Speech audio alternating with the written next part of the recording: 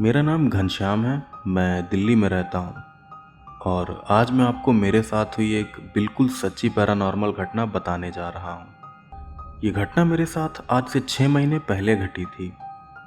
दरअसल मैं एक इलेक्ट्रिकल कॉन्ट्रैक्टर हूँ, मतलब कि मैं बिजली के कामों का ठेका लेता हूँ। दिल्ली में मेरा कई जगहों पर बिजली का काम चलता रहता है, जैसे कि लाइट फिटिंग का काम या फिर घर की वायरिंग का काम वगैरह।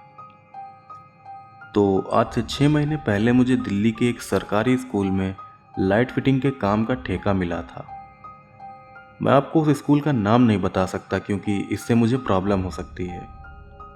वो सरकारी स्कूल गांव वाले इलाके में पड़ता था, इसलिए वहां पर आसपास आबादी बहुत ही कम थी। उस स्कूल तक जाने का रास्ता भी बहुत ही खराब था और साथ ही उस स्कूल से शहर के लिए कोई बस या ऑटो वगैरह भी नहीं चलता था। उस स्कूल तक आने जाने की सुविधा बहुत ही खराब थी। इसी वजह से कई ठेकेदारों ने तो उस स्कूल के काम का ठेका लिया ही नहीं था। तो उस स्कूल में लाइट फिटिंग के काम का ठेका मिलने के बाद जब मैं पहली बार स्कूल गया, तब मैंने देखा कि वो स्कूल बहुत ही बड़ा था। साथ ही उस स्कूल के पीछे एक बड़ा सा गोल रनिंग ट्रैक भी बना हुआ था, जहाँ पर लोग दौड़ लगाते थे। उस रनिंग ट्रैक के बिल्कुल किनारे पर एक खंडहर भी था। उस खंडहर के पास बहुत सारे पेड़ और झाड़ियां भी उगी हुई थीं। उस खंडहर के बारे में मैंने स्कूल के गार्ड से पूछा कि आखिर स्कूल में ये खंडहर क्या कर रहा है। तब गार्ड ने मेरी बात को टालते हुए कहा कि अरे ये खंडहर ऐसा ही पड़ा है, इससे कोई फर्क नहीं पड़ता। खैर, फिर ये खंडहर वाली बात यहीं पर ख़त्म हो गई। फिर इसके 2 दिन बाद ही हमने उस स्कूल में लाइट फिटिंग का काम भी शुरू कर दिया। लाइट फिटिंग का काम करने के लिए मैं, मेरा भाई और हमारे साथ 2 वर्कर भी रोज़ उस स्कूल जाते थे। हम लोग अपनी कार से ही स्कूल तक जाते थे और वापस घर तक आते थे। हम लोग दोपहर को 1 बजे के बाद ही स्कूल में अपना काम शुरू करते थे। तब तक स्कूल के बच्चों की छुट्टी हो जाती थी और स्कूल भी पूरी तरह से खाली हो जाता था। हम लोग स्कूल में रोज़ रात को लगभग 10-11 बजे तक काम करते थे।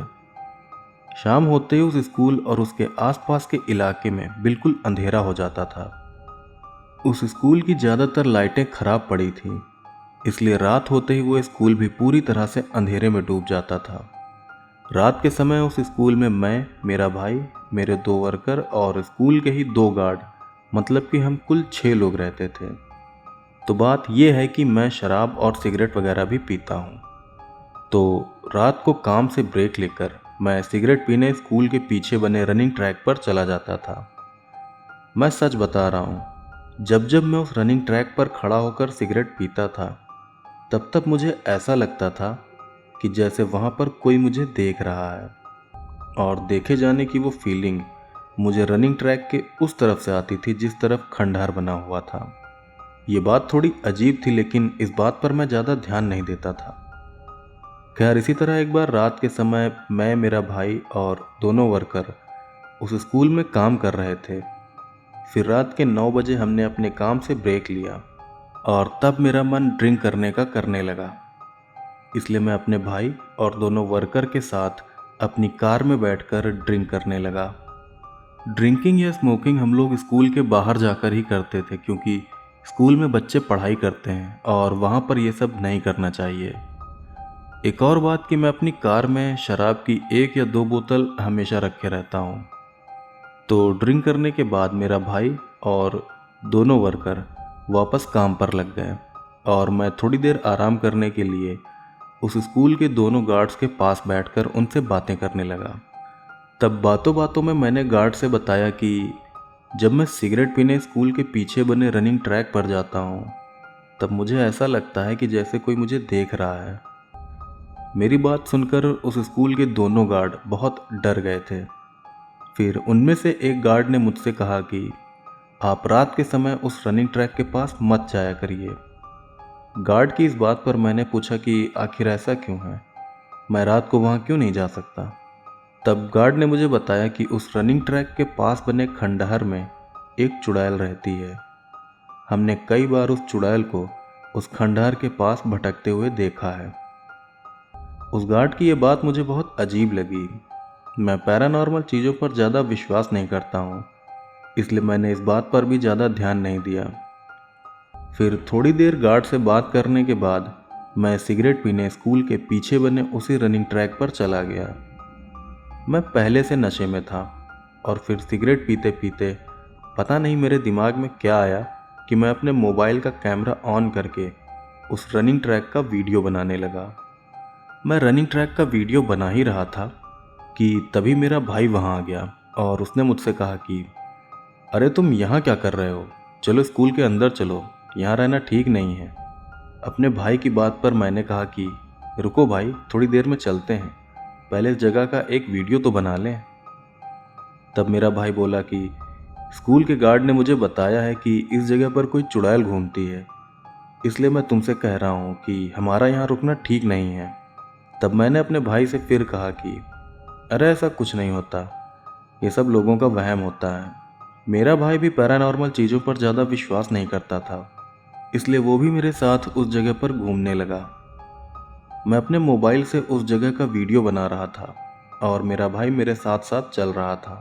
फिर हम दोनों भाई चलते चलते रनिंग ट्रैक के कोने पर बने खंडहर के पास जाने लगे। जब हम उस खंडहर के पास पहुंचे तब पता नहीं क्यों हमें बहुत अजीब सा महसूस होने लगा। उस खंडहर के पास जाते ही हमारे शरीर के सारे रोएं अपने आप ही खड़े हो गए थे। उस खंडहर के पास एक अजीब सा सन्नाटा फैला हुआ था और पता नहीं क्यों उस जगह पर मुझे बहुत घबराहट सी हो रही थी। फिर मैंने उस जगह का वीडियो बनाकर अपने फैमिली व्हाट्सएप ग्रुप पर डाल दिया। तभी कुछ देर बाद ही मेरी बहन ने मुझे व्हाट्सएप पर मैसेज किया कि तुम जहाँ भी हो वहाँ से तुरंत निकलो, क्योंकि तुम्हारे वीडियो में किसी की पायल की आवाज़ आ रही है। अपनी बहन का मैसेज पढ़ते ही मैंने भी अपना वीडियो चेक किया। तब मैंने पाया कि उस वीडियो में सच में किसी पायल की आवाज़ आ रही है। फिर मैंने वो वीडियो अपने भाई को भी दिखाया।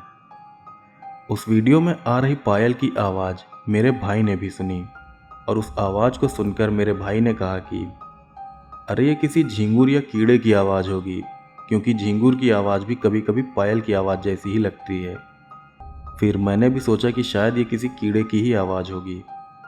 फिर हमने इस बात पर ज़्यादा ध्यान नहीं दिया और हम रात को काम करके अपने घर चले गए। फिर जब हम घर पहुँचे तब मेरी मम्मी ने मुझे और मेरे भाई को बहुत डांटा और कहा कि तुम लोग कहाँ गए थे, तुम्हें क्या ज़रूरत है उस जगह जाकर वीडियो बनाने की, चुपचाप अपना काम करके घर वापस नहीं आ सकते क्या। फिर इसके बाद मैंने स्कूल के पीछे बने रनिंग ट्रैक पर जाना बंद कर दिया। लेकिन फिर 2 दिन बाद ही एक बार मेरा भाई मेरे साथ काम पर नहीं आया। उस दिन मैं और मेरे साथ सिर्फ एक वर्कर ही उस स्कूल में काम करने के लिए आए थे। तो उस रोज़ भी हमने दिन भर काम किया और फिर रात को 9 बजे हमने अपने काम से थोड़ा ब्रेक लिया। ब्रेक लेकर मैं अपनी कार में जाकर ड्रिंक करने लगा। तभी ड्रिंक करने के बाद मैं फिर से स्कूल के पीछे बने रनिंग ट्रैक पर चला गया। वहाँ जाकर मैं फिर से अपने मोबाइल से उस जगह का वीडियो बनाने लगा। पर अब की बार जैसे ही मैं रनिंग ट्रैक के पास वाले खंडहर के नज़दीक गया, वैसे ही मुझे अपने पास से पायल की आवाज़ आने लगी। अब की बार मुझे पायल की वो आवाज़ बिल्कुल साफ साफ सुनाई दे रही थी। पायल की वो आवाज़ मुझे 2 तरफ से आती हुई सुनाई दे रही थी, एक तो मेरे बिल्कुल सामने से और दूसरी मेरी दाईं तरफ से। पायल की उस आवाज़ को सुनकर मैं बहुत डर गया था, लेकिन तब भी मैंने किसी तरह उस जगह का वीडियो बनाया और फिर से मैंने उस वीडियो को अपने फैमिली व्हाट्सएप ग्रुप पर डाल दिया। मैंने अपने परिवार वालों को उस स्कूल और उसके पीछे बने हॉन्टेड रनिंग ट्रैक के बारे में बताया था। इसीलिए मेरे घर वाले मुझसे कहते थे कि तुम इस स्कूल के रनिंग ट्रैक के पास मत जाया करो और रात को जल्दी काम ख़त्म करके टाइम से घर वापस आ जाया करो। खैर, मैंने जब उस रनिंग ट्रैक की वीडियो अपने फैमिली व्हाट्सएप ग्रुप पर डाली तो तुरंत ही मेरी बहन ने मुझे मैसेज किया कि जल्दी से उस जगह से निकलो, तुम्हारे पीछे कुछ है। अपनी बहन के मैसेज को पढ़कर मैंने भी अपना बनाया वो वीडियो देखा तो मुझे पता चला कि सच में मेरे पीछे एक सफ़ेद रंग की आकृति मौजूद थी। वो आकृति दिखने में किसी औरत जैसी थी। ऐसा लग रहा था कि जैसे कोई औरत सफ़ेद साड़ी पहनकर खड़ी हो। उस आकृति को देखकर मैं बहुत डर गया और फिर मैं तुरंत ही वहाँ से निकलकर वापस स्कूल में आ गया। बाद में मैंने उस वीडियो में दिख रही आकृति का स्क्रीनशॉट लेकर अपने गुरुजी को भेजा ताकि मैं उनसे पूछ सकूं कि क्या यह सच में कोई आत्मा वगैरह है या फिर कैमरे की किसी खराबी की वजह से वो सफ़ेद आकृति वीडियो में रिकॉर्ड हुई है। आपको मैं बता देना चाहूँगा कि मैं अध्यात्म में भी काफ़ी रुचि रखता हूँ और मेरे 2 गुरुजी हैं जो मुझे अध्यात्म के बारे में बताते हैं। और मेरे उन दोनों गुरुजी ने मुझे बताया कि तुम्हारे बनाए वीडियो में सच में किसी की पायल की आवाज़ आ रही है और दूसरे वीडियो में दिख रही वो आकृति सच में एक चुड़ैल ही है।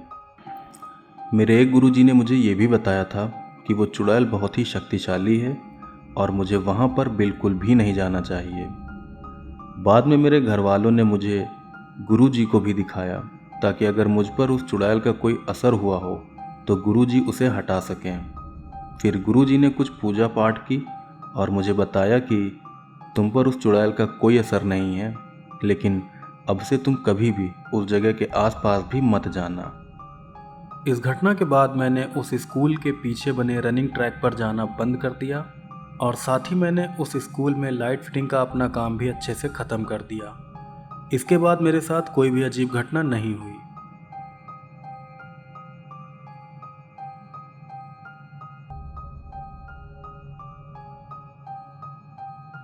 दोस्तों, इस वीडियो की पहली हॉरर स्टोरी मुझे जिन सब्सक्राइबर भाई ने भेजी है, उन्होंने मुझे इस पैरानॉर्मल घटना से जुड़े कुछ वीडियो और फोटोज़ वगैरह भी भेजे हैं। वैसे तो मेरे इन सब्सक्राइबर भाई ने इस भूतिया घटना से जुड़े किसी भी वीडियो या फोटो को पब्लिकली दिखाने से मना किया है, क्योंकि इससे उनके काम पर बुरा असर पड़ सकता है। लेकिन मेरे कहने पर उन्होंने कुछ वीडियो और फोटोज़ वगैरह ऑडियंस को दिखाने की परमिशन दे दी है। हालांकि मेरे इन सब्सक्राइबर भाई ने मुझसे ये कहा है कि मुझे वीडियो की लोकेशन को ब्लर करना होगा, क्योंकि वो लोकेशन एक सरकारी जगह की है और अगर मैं उस जगह को बिना ब्लर किए दिखाऊंगा तो इससे उनके काम पर बहुत बुरा असर पड़ेगा। तो दोस्तों, मैं आपसे कहना चाहूँगा कि इस वीडियो की पहली हॉरर स्टोरी से जुड़े रियल वीडियो और फोटोज़ मैं कल तक अपने इंस्टाग्राम पर अपलोड कर दूँगा। ऐसा इसलिए ताकि ज़रूरत पड़ने पर मैं उन वीडियो और फोटोज़ को डिलीट भी कर सकूँ। तो अगर आप मेरे इंस्टाग्राम अकाउंट को फॉलो नहीं करते हैं तो प्लीज़ आप मेरे इंस्टा अकाउंट को ज़रूर फॉलो करें। मैं अपने इंस्टाग्राम पर भी काफ़ी अच्छा मिस्टीरियस और हॉरर कंटेंट अपलोड करता रहता हूं।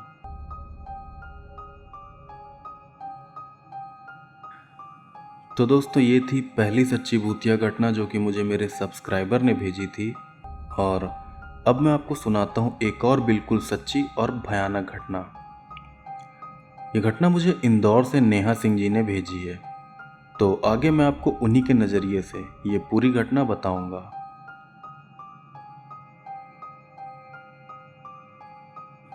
मेरा नाम नेहा है। मैं मध्य प्रदेश के इंदौर शहर की रहने वाली हूँ और आज मैं आपको मेरी सहेली के साथ हुई एक बहुत ही भयानक पैरानॉर्मल घटना बताने जा रही हूँ। ये घटना मेरी सहेली के साथ साल 2018 में हुई थी।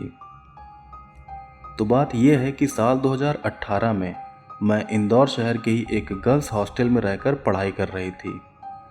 तब मेरे हॉस्टल वाले कमरे में मेरे साथ प्रिया नाम की एक लड़की भी रहती थी। वैसे तो हम दोनों एक दूसरे से बिल्कुल अनजान थे, लेकिन साथ रहते रहते थोड़े ही दिनों में हम दोनों बहुत ही अच्छे दोस्त बन गए थे। हम जिस हॉस्टल में रहते थे वो 4 मंजिला था, लेकिन उस हॉस्टल के 3 मंजिल तक के कमरों में ही लड़कियां रहती थीं। उस हॉस्टल का चौथा फ्लोर हमेशा खाली ही रहता था। चौथे फ्लोर पर कभी कभार हॉस्टल का वार्डन जाता था या फिर सफाई करने वाला वहां जाकर कभी कभी सफाई कराता था। हॉस्टल के चौथे फ्लोर का एक भी रूम लड़कियों को रहने के लिए नहीं दिया जाता था। आखिर ऐसा क्यों था, इस बात की हमें कोई जानकारी नहीं थी। साथ ही हमने कभी ये जानने की कोशिश भी नहीं की कि आखिर चौथे फ्लोर पर किसी लड़की को रहने के लिए कोई रूम क्यों नहीं दिया जाता। हमें तो अपनी पढ़ाई से मतलब था। हम अपने रूम में रहकर अपनी पढ़ाई पूरी कर रहे थे। मैं रात को ज़्यादा देर तक पढ़ाई नहीं करती थी। मैं रोज़ रात को 10-11 बजे तक सो जाती थी, पर मेरी रूममेट प्रिया देर रात तक जागकर पढ़ाई करती थी। वो अक्सर रात को 1 बजे तक पढ़ाई करती थी, उसके बाद सोती थी। तो एक बार की बात है, मैं रात को अपने रूम में सो रही थी। फिर तभी अचानक देर रात को मेरी रूममेट प्रिया ने मुझे नींद से जगा दिया। नींद से जगाकर प्रिया ने मुझसे पूछा कि अरे नेहा, तुम यहाँ कब आई? तब मैंने प्रिया से कहा कि क्या मतलब यहाँ कब आई? मैं तो 10 बजे ही सो गई थी।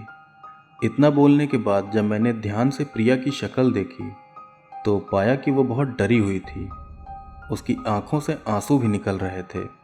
तब मैंने प्रिया से पूछा भी कि क्या हुआ, तुम इतना डरी हुई क्यों हो और तुम्हारी आंख से आंसू क्यों निकल रहे हैं?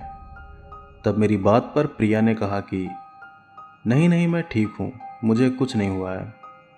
इतना बोलकर प्रिया अपने बेड पर लेट गई। फिर अगले दिन से ही प्रिया मुझे इग्नोर करने लगी।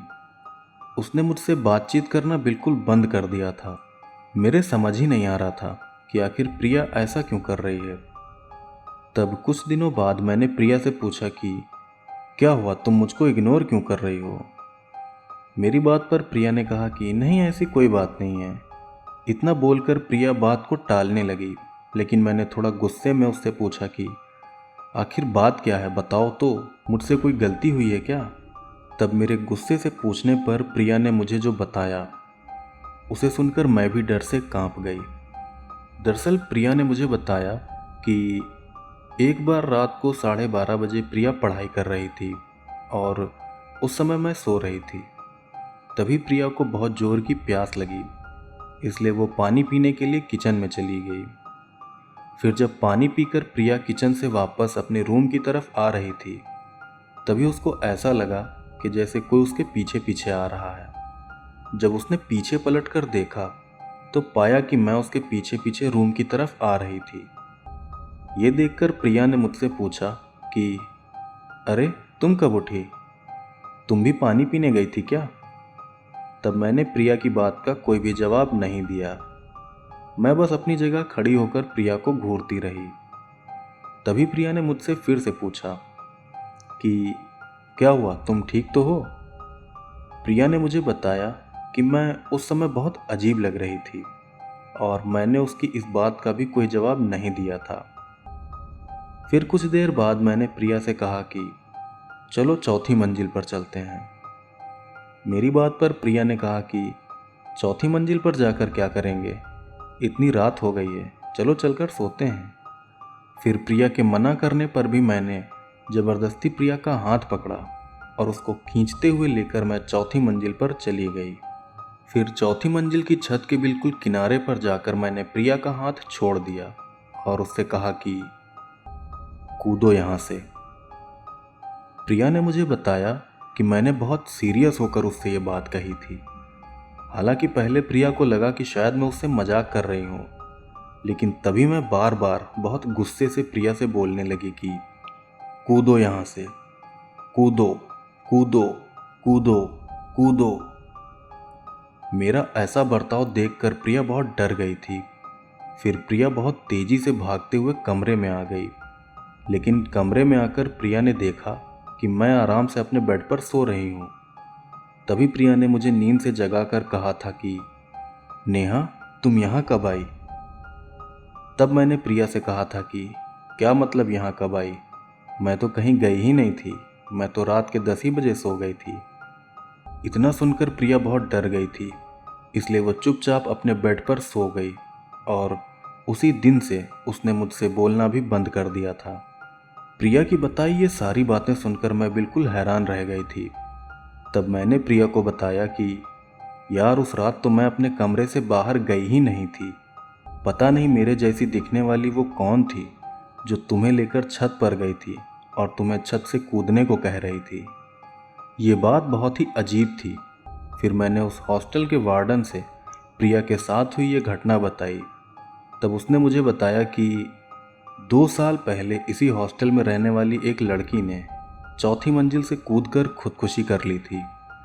तब से हॉस्टल में रहने वाली कई लड़कियों ने उस लड़की की आत्मा को देखा है और इसी वजह से हॉस्टल की चौथी मंजिल का कोई भी कमरा किसी लड़की को रहने के लिए नहीं दिया जाता है।